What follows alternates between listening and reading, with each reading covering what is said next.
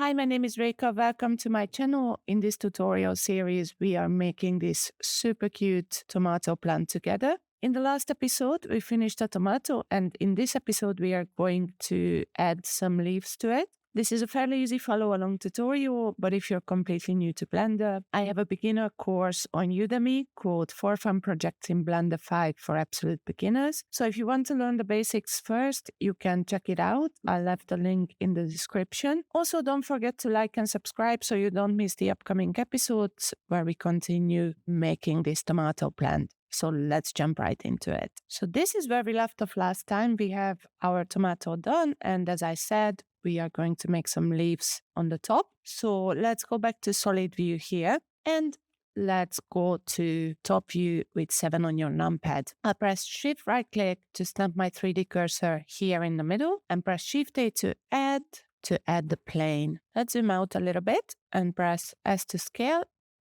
to, let's say, around this size. I think it's a good size, but we'll see in a minute. We will edit it anyway. But for now, let's press G and X to move this plane to the side, like so. And what we want to move the origin point where the 3D cursor is. And for that, right-click, set origin to 3D cursor. So that's great. Now, when I scale it, it will be scaling from there. So I scale it down a little bit more and press S to scale on the X to make it a little bit wider, like so. Press Ctrl A to apply the scale and I'll tab into edit mode. Here, let's turn on X-ray. You can also press Alt Z and that toggles in and out of X-ray mode.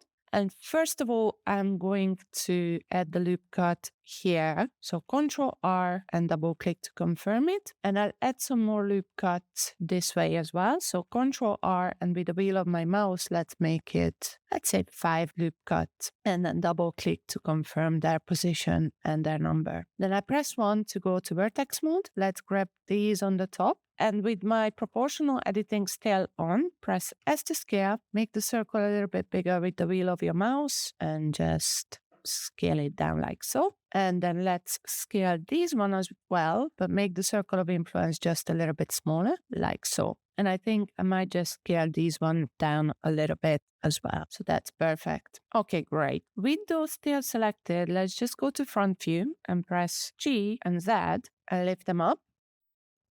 And I think I'll do the same with these. So G and Z.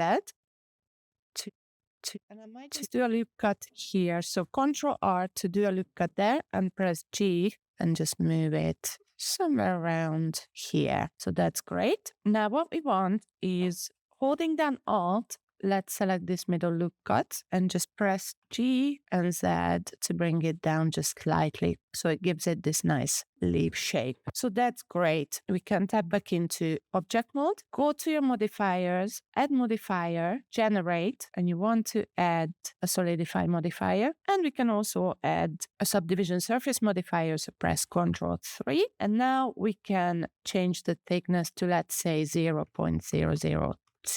I turn off X-ray just to see.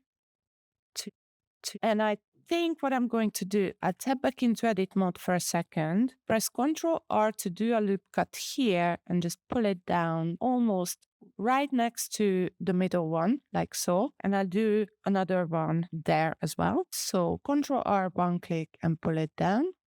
And now, again, holding down Alt, I'll select this middle edge and just press G and Z and bring it downwards just a little bit. And that's fine. So now you can see it has that middle edge, and I just press G and Z to lift it up like so.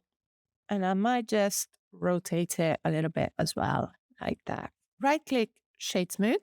And now we want to add one more modifier. So go to top view, add modifier, generate, and you want to add an array modifier. So you can see it generated 2 more leaves, but what we want is to go around here. So let's scroll down to the array and under the shape, change line to circle. And the count, let's change it to, let's say, 5. So that's great. So I'm quite happy with this. You can see there's a little bit of overlap, but that's fine. For now, I'm going to apply the array modifier. So from this drop-down menu, click on apply, and then I'll tap back into edit mode. And what I'll do is, let's select these, for example, and press G and Z, and maybe just make the circle of influence a little bit bigger. And then maybe these ones as well. So G and Z, and just lift them up.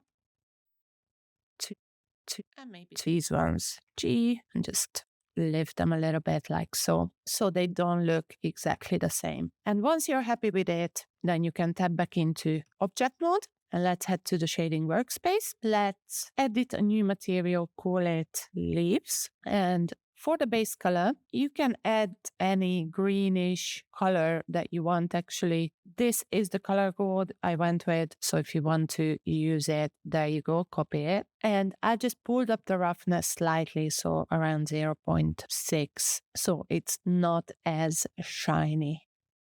So that's great. Now we can head back to the layout workspace and have a look. I'm quite happy with my tomato. So we can press Ctrl S to save our file. In the next episode, we are going to make the stem and the branches. So don't forget to hit like and subscribe so you don't miss the upcoming episodes of this series. See you in the next one.